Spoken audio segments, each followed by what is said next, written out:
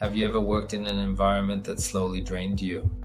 Day after day, you feel more tired, less motivated, as if someone were quietly taking your energy, and you can't quite figure out how. There are no outbursts, no open conflicts, just ambiguous comments, sudden changes of direction, fake smiles. You feel constantly watched, as if nothing you do is ever enough. Maybe you've started thinking the problem is you, that you're too sensitive, too emotional, too involved. But that's not true. You're not exaggerating. What you're experiencing has a name: manipulation. My name is Stefano Prat, and on this channel, I talk about workplace manipulation, personal boundaries, and mental health. I help people who want to free themselves from toxic environments and rediscover the clarity, strength, and dignity they deserve.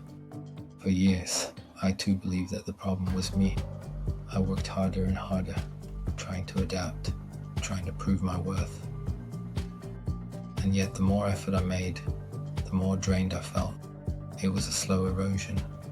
I'd arrive in the morning already tired, and at night I felt completely empty. I had lost all enthusiasm, even for the things that once made me feel alive. It wasn't stress, it was subtle manipulation. Power and control dynamics that make you doubt yourself, question every decision until you lose confidence in your own abilities. Workplace manipulation isn't always loud or visible. It hides in silence, omissions, sarcasm, constant contradictions, tiny daily blows to your self-esteem that, over time, completely drain you. The true power of the manipulator doesn't lie in what they do to you, but in what they make you believe about yourself. They push you to think you're the problem, that you're not good enough, too fragile, that you should adapt more. And while you try to improve yourself to please them, you lose your strength, your clarity, your voice. The most insidious thing is that none of this shows on the outside. To others, the manipulator might look like a great boss, a brilliant colleague, a charismatic person, but you feel it. You sense that something's wrong, even if you can't explain what. That's the first sign. When you start doubting your own perception, when you feel guilty, even for thinking something's off, that's where the control begins.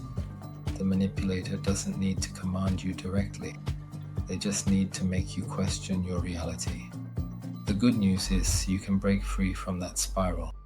But the first step is seeing the game, understanding that you're not the problem, realizing that the way you're being treated is not normal, even if everyone around pretends not to notice. When I finally recognized all this in my own life, it was like turning on a light. I began studying workplace manipulation, observing power dynamics, and learning how narcissists operate, how empathetic people often fall into these traps. And from that moment, my energy slowly began to return. In the next video, I'll talk about how to transform that pain into clarity. Because pain isn't just a wound, it's a signal, a compass. It shows you where you've lost your power and where you can reclaim it. If this resonated with you, share your story in the comments, what you're experiencing or what struck you most. Sharing is the first step out of silence, and your experience can help others who are living the same thing. And if you want to go deeper, you'll find the link to my book, Narcissists and Manipulators at Work, in the description and in the pinned comment.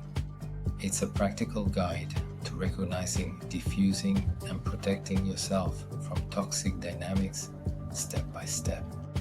I'm Stefano Prat, and this is where we learn to recognize manipulation and turn it into awareness, strength, and freedom. See you in the next video.